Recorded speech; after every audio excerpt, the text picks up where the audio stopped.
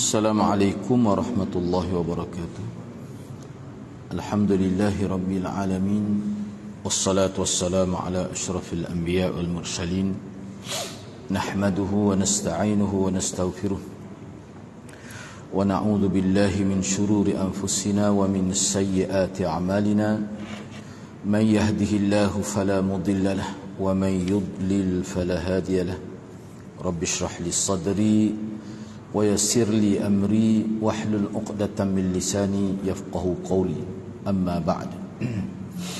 Alhamdulillah, bersyukur pada Allah Subhanahu wa taala kerana dapat bersama pada malam ini.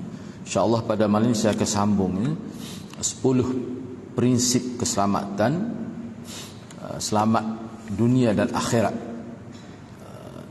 Kita masih lagi pada malam ni, tak habis lagi rasanya. Yang ketujuh tu nak pada muka surat 77 situ muka surat 77. Perbincangan malam ni masih lagi berkait dengan mulazamatut taubah wal istighfar. Sentiasa melakukan taubat dan istighfar.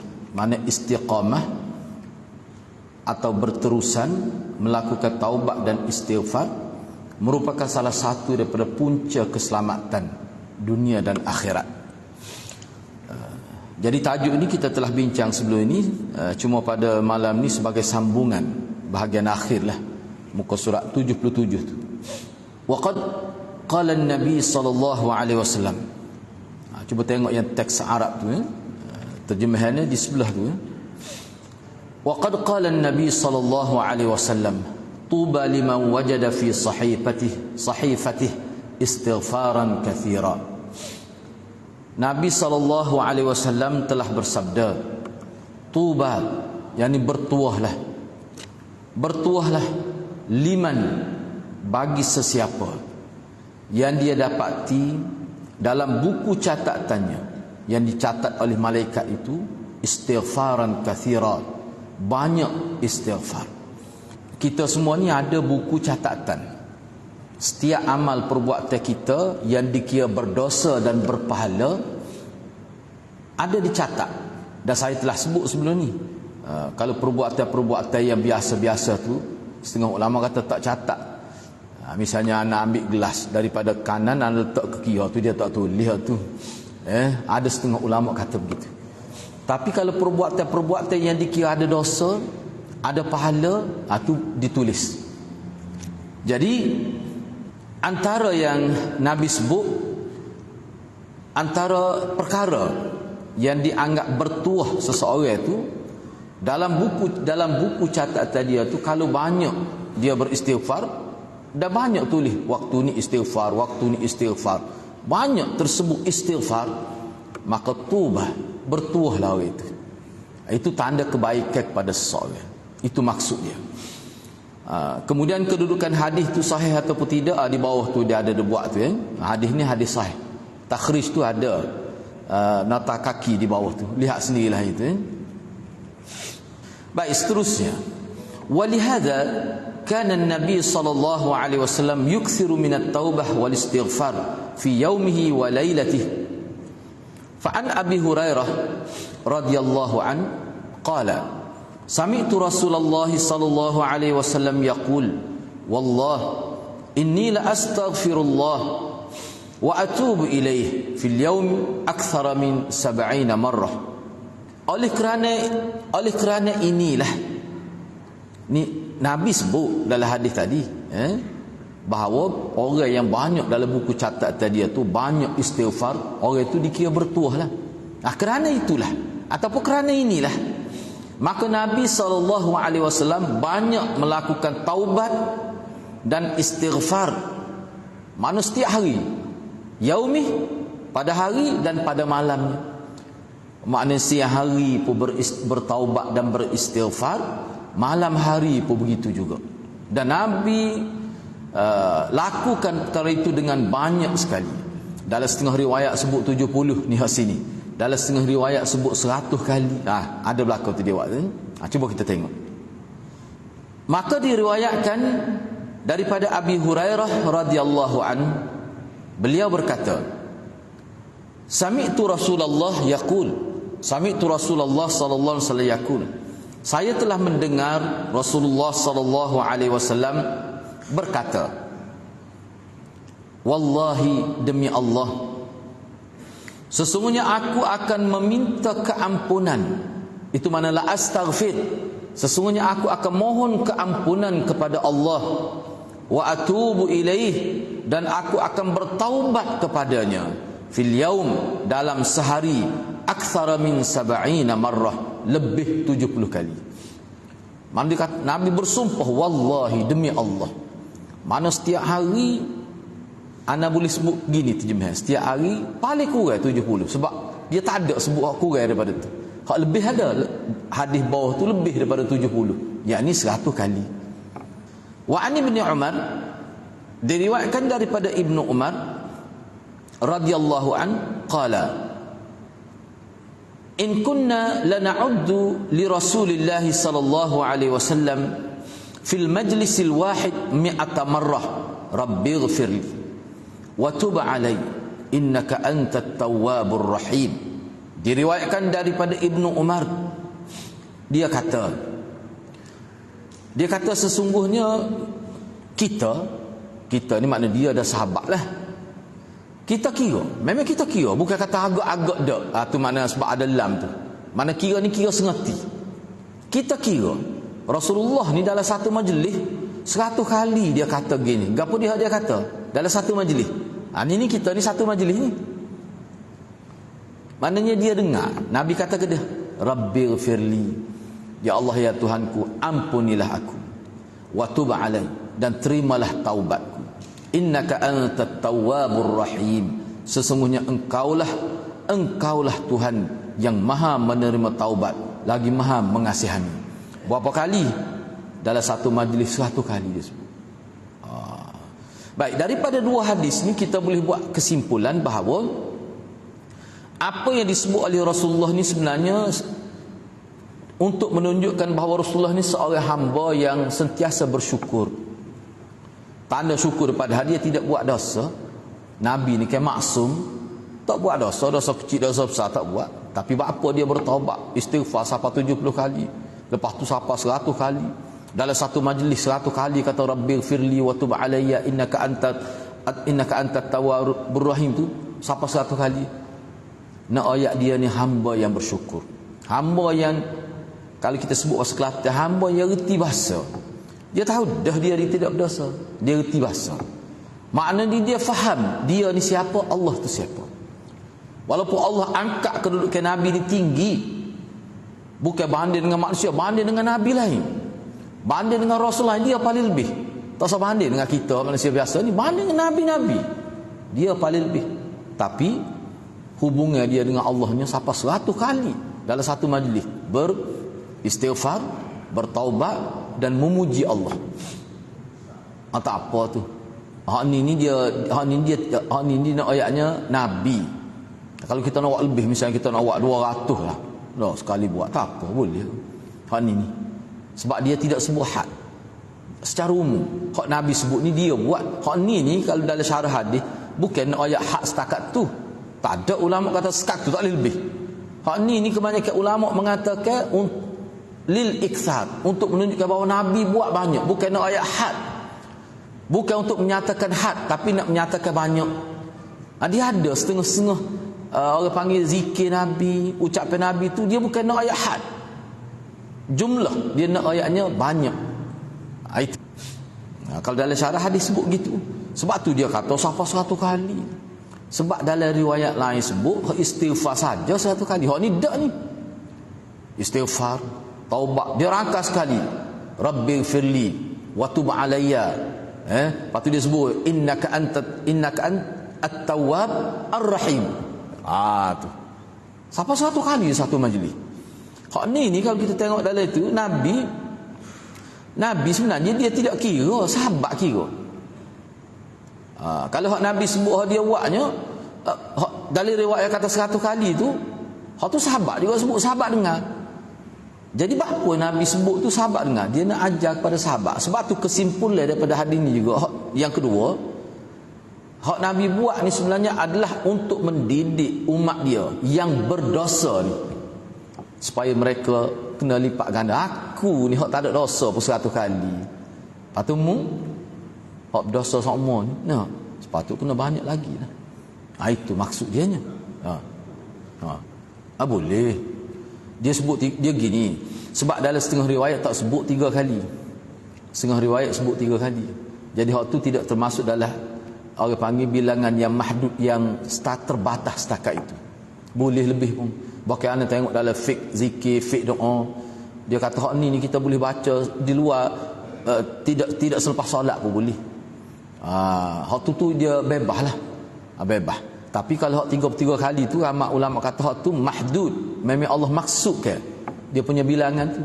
Allahumma ajini minan nar ni tidak. Tu ada ulama kata begitu. Tetapi kalau kita nak pakai zahir, kita buat 3 kali situ lepas semaya. Di luar semaya kita nak buat banyak lagi, tak apa tu. Tak ada masalah. Cumanya bagaimana sebab Nabi sebut gitu tu, kalau kita tengok dalam fiqh zikir dan doa, fiqh doa dan zikir, Nabi buat gitu tu, Nabi baca gitu selepas semaya. Enggak, dia jadi tu imam. Kita kata apa Nabi kata Allahumma ajirna minan nar. Apa Nabi tak kata gitu? Padahal dia jadi imam. Sebabnya Nabi nak suruh kita kata sendiri tu. Masing-masing kata. Dia ada setengah. Sebab ada setengah-setengah Nabi sebut nah. Ada dalam doa-doa Nabi sebut nah, maknanya kami. Tapi ada tidak. Contoh hak tidaknya Allahumma ajirni. Kita kata, aku nak sebut nah lah moga kita jadi imam. Masalahnya Nabi jadi imam lah, Nabi kata Allahumma ajirni tu. Kita kata doa dia seorang. Tak, Nabi nak ajar kita bab neraka ni orang lain tak boleh tolong kita sebenarnya. Orang lain tak boleh tolong kita. Orang lain boleh royak je, boleh nasihat, boleh bimbing. Kalau mu nak selamat pada neraka, mu kena buat sendiri. Dia kalau Kentucky tu boleh buat franchise tu. Atau tak apa. Hak ni tak boleh, dia kena buat sendiri. Kena buat sendiri, kena ajar sendiri. Kita kena bentuk masyarakat kita biar sendiri. Tu. Kalau katanya anak kata molek tak ubah. Sebab Nabi buat pun masa dia jadi imam. Tapi kalau kita nak buat apa, anak tak kata apa. Sebab itu atas kita lah, atas kepahaman kita. Tapi kalau anak sebut Allahumma ajirni. Sebab Nabi buat gitu. Dah sahabat pakat kata tu. Kata Allahumma ajirni minan nar. Tapi bagi anak, kalau kita di rumah kita niat, dah kita kata dah kita, lepas tu kita niat untuk keluarga kita, Allahumma ajirna, bagaimana tak ada masalah. Sebab kita doa untuk keluarga kita, tak ada masalah. Kita maksudkan begitu. Tapi kalau lepas maya seperti inilah moleknya Allahumma ajirni, serupa dengan Nabi. Lepas tu katalah misalnya nak keluar daripada masjid Allahumma ajirna, kita maksudkan keluar kita sendiri. Sebab na tu kalau dalam bahasa Arab, na tu dia mutakallim wa ma'ahu ghairuh. Maknanya termasuk dia dan orang ada di sekitar dia. Jadi sebab tu kalau kita ada bersama dengan keluarga kita, sebagai contoh lah, kita klik di rumah, tengok keluarga kita molek, kita kata Allahumma ajirna, ya Allah selamatkanlah aku termasuk keluarga aku. Tu memang ulama kata boleh, tak ada masalah. Tak ada masalah tu. Bahkan dituntut waktu tu. Yalah kalau kita tengok hadis lain kan ada, kan Nabi suruh. Maksud dia tu bisa tengok keluarga kita klik di rumah, selain daripada kita wisalat bismillahirrahmanirrahim naik tu kan adalah doa baca, kita tengok tu Allahumma ajirna minan nar. Maksud kita isteri kita, anak kita, kalau ada ibu bapa kita hak bersama kita pergi di kedai kopi, jumpa saya ada 5 orang saya, Allahumma ajirna minan nar. Maksud kita ada orang ada bersama kita, sayang kita, molek tu. Tu tak ada masalah tu. Sebab hak tu lafaz tu hak Nabi.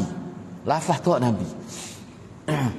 Cumanya kita kena didiklah anak kita biar sebut tu. Tu cara pendidikan lah, dari sudut pendidikan. Sebab doa ni, kalau kita tidak, doa ni dalam kategori, kalau kita bacalah dalam buku-buku, doa ni termasuk pendidikan. Dia mesti dibuat dalam bentuk pendidikan, baru dia jadi lekat, baru dia jadi tabiat. Doa ni perlu dijadikan jibilah, tabiat. Jadi kena latih daripada kecil lagi tu.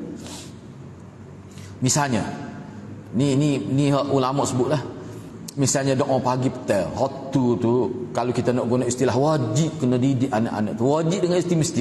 Dia tidak wajib sunat, tapi wajib dengan erti penerapan dari segi nilai pendidikan mesti. Mesti tu. Misalnya kalau guru lah di sekolah, biasa pelajar nak masuk kelas ke dia doa, dia ada dengan pembesar suara tu. Itu antara yang sepatut kita buat lah. Mana biar ketua pelajar baca ke, pelajar ramai-ramai ikut sebagai pendidikan, lama-lamanya ingat lah.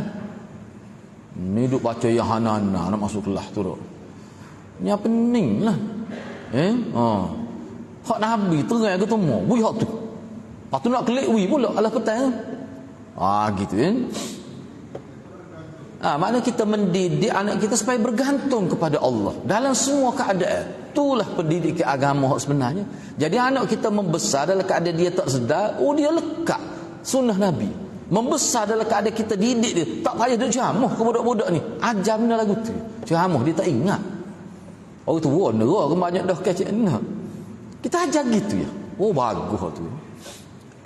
Misalnya bila nak memulakan pelajaran bismillah, Allahumma aftah alaina hikmataka wanshur alaina min khazaini rahmatika ya arham. Tu Nabi ajar tu. Dia suruh baca tu. Suruh baca tu. Jadi mana kita latih daripada peringkat sekolah rendah lagi supaya dia sentiasa membasahi lidah dia dengan doa dan zikir Nabi. Insya-Allah mana pelajar tu akan ada qiyam, ada nilai. Membesar dalam keadaan ada nilai sunnah dalam diri dia. Hak tu kita nak. Ana sebut ya Hanana saat itu sebab ada sekolah buat gitu. Ibu bapa tu ayat kanannya anak pergi kuliah di satu negeri lah. Di satu negeri. Dia kata ustaz dulu dia kata sebelum masuk kelas baca asma-Allahul husna. Lepas tu tukar ya Hanana. Dia bunyi na juga belakang tu. Hak tu lain tak serupa tu. Orang kita yang mudah tukar. Jadi kena betul lah, kena betul. Baik, seterusnya habislah bab tu Maknanya kena ingat, kena tanam dalam diri kita bahawa at-taubah wal istighfar adalah salah satu punca keselamatan dunia dan akhirat. Seperti mana ajaran Nabi SAW. Sekarang ini kita masuk pada prinsip yang ke-8, al-mujibus tsamin, al-hadru min al-ujb wal ightirar. Prinsip yang ke-8, peringatan. Al-hadru ni kalau dalam bahasa Arab sebut awas lah, AWAS ke awas tu, itu man al-hadr, yakni berwaspada, berhati-hati daripada terkena penyakit bangga diri, rasa diri hebat dan tertipu dengan kelebihan diri sendiri. Dia rasa dia hebat, orang tu puji, ini puji, pencapaian akademik dia pun cuma akhir sekali dia rasa bangga, dia rasa dia lebih pada orang lain. Tu jangan gitu. Jangan tertipu dengan kelebihan diri sendiri. Sebab apa? Sebab seseorang yang rasa bangga dengan diri sendiri, dia kagum dengan diri dia sendiri, syaitan boleh guna tu untuk merosakkan dia. Akhir sekali ulama kata kalau kita baca dalam kitab Tazkiyatun Nafs, lama kelamaan kalau tidak dirawat, dia akan timbul satu penyakit. Apa dia? Orang lain rendah, orang lain tidak hebat, orang lain ni tidak seperti dia. Dia timbul hak tu pula.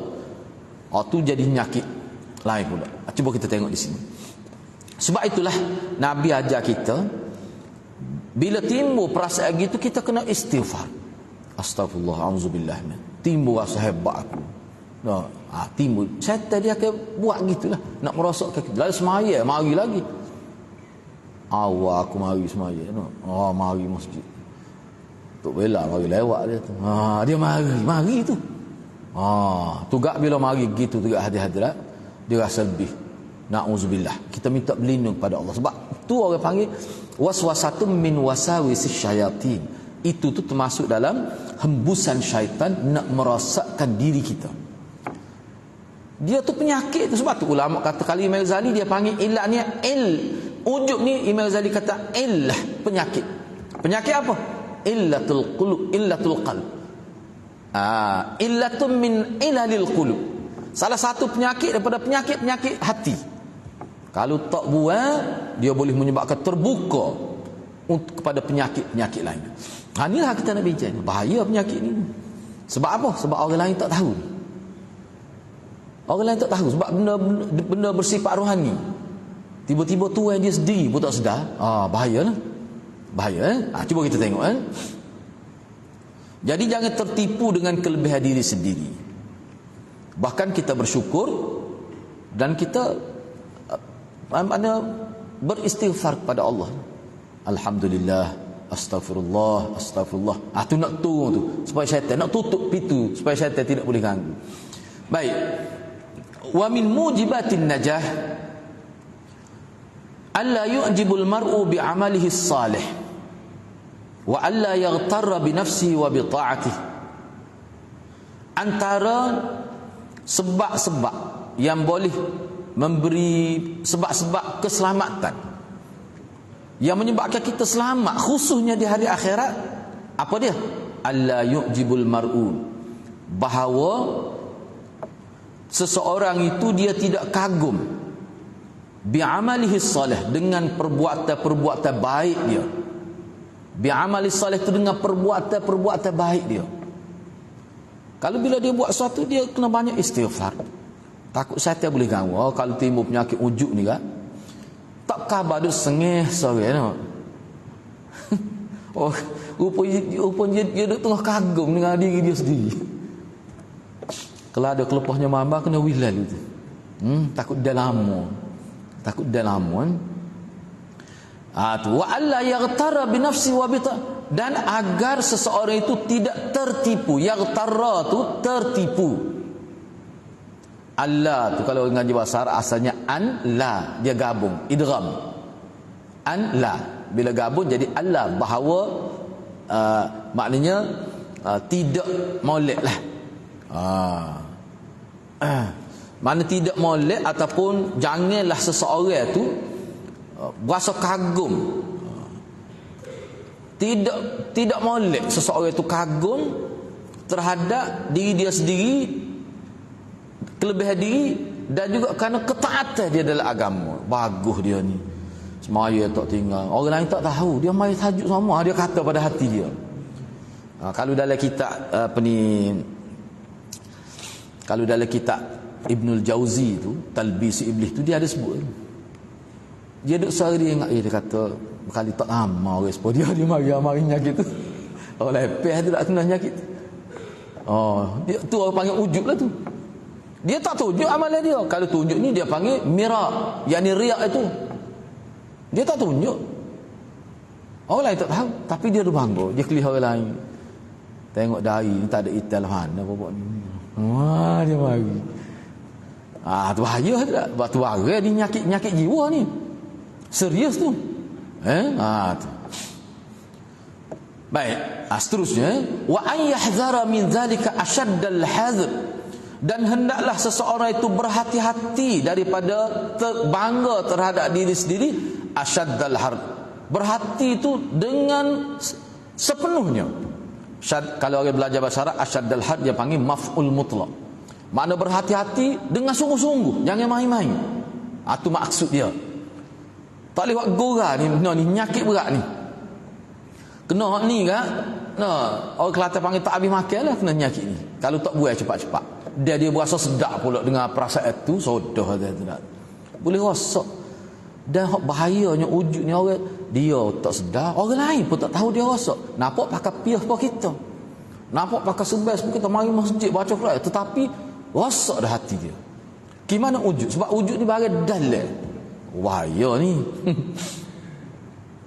Jangan anak sebut sengih lama, tengok sengih, tengok orang sengih kita jalan tu. Pak malam tu. Tidak mesti sengih gitu, tak mesti. Tidak jadi tanda tu kalau sengih tu cek wujud. Ada. Kadang-kadang sengih tu dia ingat kita dulu pun boleh jadi. Tak boleh sakut buruk gitu pula. Lama kita tegur dia, mana wujud tu? Kita tu tak. Dia pun jadi pening. Dia kata bahaya ngaji Ustaz Din. Dia jadi lagu tu bang. Tidak tu contoh sekali-sekala. Tu. Tapi orang ni bahaya kalau baca kitab Imam Ghazali lah. Wujud ni bila kena hak ni kan, dia jadi hilang pahala. Salah satu kesan hilang pahala. Dia bukan riak saja hilang pahala. Baik. Jadi kena berhati-hati dengan sepenuh-penuhnya. Itu maksudnya wa an yahzara min zalika ashaddal harb. fa inna hadharah min dhalika sababun linajatih. Ana ambil sikit-sikit terjemah. Fa inna hadharah, maka sesungguhnya hadharahu, kewaspadaannya terhadap penyakit ujub, min zalika tu daripada penyakit ujub tu, sababun linajatih, adalah salah satu sebab untuk dia berjaya di hari akhirat. Bila sebut berjaya di hari akhirat tu secara automatik termasuk dunia lah. Itu maksudnya. Wa amma man ahmala hadzal janib, adapun orang yang memandang remeh aspek ini, dia tak pandai berak ni aspek ni. Mana kita tahu aspek wujud ni kena jaga, dia tak pandai berak. Mana orang yang cuai, orang yang alpa terhadap penyakit wujud ni, wa adkhala ala nafsihi al-gharur, sebenarnya dia telah memasukkan dalam diri dia, wa adkhala, dan dia telah memasukkan ala nafsi, dalam diri dia, al-gharur, penipuan. Makna dia telah tipu diri dia sendiri. Orang yang tak ambil berat terhadap wujud ni, bangga diri sendiri ni, makna orang itu telah masuk dalam diri dia, orang panggil tipu daya, wal ujab, dan bangga diri. Orang yang tak cara bab ni, seolah-olah dia sendiri memasukkan punca dia ditipu, dan juga rasa bangga diri, fa innahu halikun la mahalah, maka dia pasti binasa, pasti binasa. La mahalata ni kalau nak terjemah kan, memang tidak, maknanya la mahalata ni pasti. Tu makna dia. Asal mana la mahalata ni tidak mustahil, maknanya confirm, tentu rosak dah dia tu. Supaya Sayyidina Ali katalah, manis tabadda faqad halaka. Tu memang kemah kata-kata Sayyidina Ali. Siapa dia menganggap pendapat dia sama betul, orang lain tak betul, dia tu musnah dah, mati dah, rosak dah. Sayyidina Ali kata, makna kalau orang tak terima pandangan dia, dia berasa sakit hati, pas di rumah tak elok lagi. Kalau masuk mesyuarat orang ada penyakit ni, rosak dia.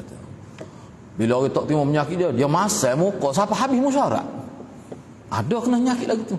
Orang lagu tu Sayyidina Ali kata faqad halaka, rosak dah tu. Cuma kita tak nampak. Sebab ni kok, orang yang tidak ambil berat masalah penyakit wujud ni, sebenarnya dia telah memasukkan punca dia ditipu, dia sendiri tipu diri dia. Dan orang lagu ni pasti dia binasa, pasti. Waqad qala Syekh Hafiz Al-Hukmi, ni seorang tokoh ni. Syekh Hafiz Al-Hukmi dia ada sebut, dia kata ujub itu, ujub ni bangga diri. Dia kata ujub ni kena berhati-hati tuan tu. Wal ujba fahdharhu innal ajba mujtarif. Tu. Dia syair ana pun tidak cek dia membahar apa ni. Ujub fahdharhu, maka berhati-hatilah terhadap dia. Tu ana terjemah secara harfiah. Wal ujub yakni bangga diri, fahdharhu, maka berhati-hatilah. Sebab apa? Innal ujba mujtarif. Kerana ujub itu dia melemaskan seorang. Dia jadi seorang itu hanyut, mati, hidup dalam alam fantasi. Itu mana mujtarif. Dia jadi gini ujub ni. Dia jadi gitu. Orang panggil apa? Duk khayal. Itu mana mujtarif. Hanyut dalam khayalan dia. Dia jadi gitu, habis masa. Orang kelih nampak gong. Tu bahaya. 2-3 kali tu kalau orang ni dia bawa kereta dia, terlepas, mari kau nak lepas pula kena nyakit, berat nyakit ni, kena ni. A'malu sahibi fi sailihil arid. Tu dia jadi lemas tu ataupun hanyut tu dalam makna amalan-amalan. Ujub ni dia berkait dengan kagum terhadap amalan. Jadi orang yang kena penyakit ujub ni, makna dia menghanyutkan, menyebabkan amalan-amalan baik yang dia buat tu jadi hanyut, hilang, tak boleh pahala. Seperti sesuatu yang hanyut dibawa oleh arus yang deras tu kita kata. Tu. Sebab itulah Hana sebut tadi, orang yang kena penyakit ujub tidak ada usaha nak rawat, hilang pahala dia. Hilang pahala amalan dia. Kecuali kita kata lalu mari tu kita mari muka saya tak duk ganggu sama, mari kena kata selalu ada, kena kata selalu. a'udzubillahi minasyaitonir astaghfirullah, astaghfirullah, kena kata lalu. Apa tu? Takut dah lama. Sebab dia gini, ulama kata penyakit ni ada dua. Penyakit yang dirasai sakit, tapi ada jenis penyakit dirasai nikmat. Ini antara penyakit yang dirasai nikmat. Bahaya penyakit ni. Dia bukan sakit. Oh, kalau sakit bisu jenis sakit, oh itu tu rasa sakit, denyut. Sakit ke dia kata? Gauk ke? Oh tu pena betul mata tu. Nak gerak tak boleh. Hak ni penyakit tapi dia rasa sedap. Sebab tu dia bahaya. Orang Kelantan panggil penyakit sedap. Bukan penyakit tak sedap. Ni bahayanya. Baik. Kena beringatlah. Maknanya wujud ni dia boleh menghapuskan amalan kita. Seperti mana kita kata objek-objek yang dihanyutkan oleh air yang deras itu. Tu. Sailil Arim ni banjir besar. Tu mana Sailil Arim. Baik. Faminan nas man takunu indahu a'malun salihat wa ta'atun mutanawwi'at fayadkhulu alayhi syai'un minal ghurur awil ujb wa yarkanu ila 'amalihi fayahliku bidzalik wa yahbitu 'amalu wa yahbitu 'amaluhu kullu. Dipuati molek ni, kemah ni. Faminan nas, maka ada di kalangan manusia. Ada di kalangan manusia man takunu indahu, yang mana dia ni banyak amal salih. Ada di kalangan manusia ni banyaklah dia buat amal-amal hak baik ni. Dan pelbagai ketaatan yang dia mutadawwi atau mana pelbagai taat, yakni amalan-amalan yang bersifat taat kepada Allah, banyaklah dia buat. Ada orang gitu. Fayadkhulu alaihi syai'un minal ghurur awil, tiba-tiba dia telah diresapi oleh penyakit ghurur, tertipu dengan kelebihan diri sendiri, wal ujub, dan kagum dengan diri dia sendiri. Masuk dalam hati dia, hebat aku, hari ni saja dah baca Quran 4 juzuk. Dia mari dalam hati dia. Kemari 3, hari ni 2, esok mesti 5. Naik sejuzuk sehari. Dia mari, hebat dia. Lepas tu mulalah orang telefon, tak boleh, kawan sibuk benar ni, nak semok Quran. Kau mula ayat kau dah. Orang panggil kenduri pun tak ada ni. Banyak kerja. Kerja ke dia? Dia suruh orang tanya. Lepas tu jangan tanya. Dia suruh orang tanya. Akan tanya kat dia ya. Tu bahaya. Ni penyakit ni. Dia jadi gitu. Kalau orang tak tanya pun dia isyarat-isyarat dia buat tu. Wa yarkanu ila amalih, dan dia telah cenderung, yarkan ni dia telah tunduk kepada amalan dia. Hati dia sudah condong kepada amalan dia. Kagumlah. Maka dengan sebab itu dia jadi rosak. Dia jadi musnah jiwa dia, musnah amalan dia. Dan wayahbitu amaluhu, dan semua amalan dia, hak dia kagum itu jadi hilang pahala. Hilang pahala. Tak boleh pahala. Kalau kita biarkan. Tapi kalau mari perasaan itu, kita kata astagfirullah, lepas tu kita pun minta supaya Allah jauh. Hak tu Allah tidak hapuslah. Tak kena penyakit ni. Bila bangkit di hari akhirat, dia sendiri tanya mana amalan hak dia buat tu. Malaikat kata mungkin ambil dengan orang tu lah. Kalau bak dia, mu sendiri kan musnah kan amalan mu, tak ingat kau? Mu ni riak nak hari. Mu dia wujud semua. Malaikat raya. Kimu tak sedut nyalah ke siapa-siapa lah. Dia akan tanya tu dalam riwayat mana amalan dia. Kadang-kadang Tuhan kata mu pergi ambil dengan orang itu sebab mu buat bukan kerana aku pun, kerana orang itu. Tu dia panggil riak. Ni dak. Dia sendiri. Tu. Wal wajib 'alal insan, yang menjadi tanggungjawab kepada setiap manusia, an ya'lama annahu muqassir. Dia kena sedar bahawa ujub, bangga dengan amalan baik dia buat tu, muqassir. Dia muqassir ni kalau kita kat, dia tu pisah cukur. Bila dia cukur tu bulu tak ada langsung. Seolah-olah rasa ujub ni dia menghilangkan pahala yang sudah tercatat dalam buku amalan. Muqassir. Dia menyebabkan kamu jadi cuar, kamu jadi alpa. Wa annahu mahma balagha fi amalih falan yuaddi syukra ni'amillah kama qala an-nabi sallallahu alaihi wasallam. Jadi dan sesungguhnya walau setinggi mana, wa annahu mahma balagha fi amali, dan sesungguhnya orang yang ada penyakit ujub ni, anak sebut ujub dah mudah betul, ujub ni bangga diri terhadap perbuatan baik, dia bangga.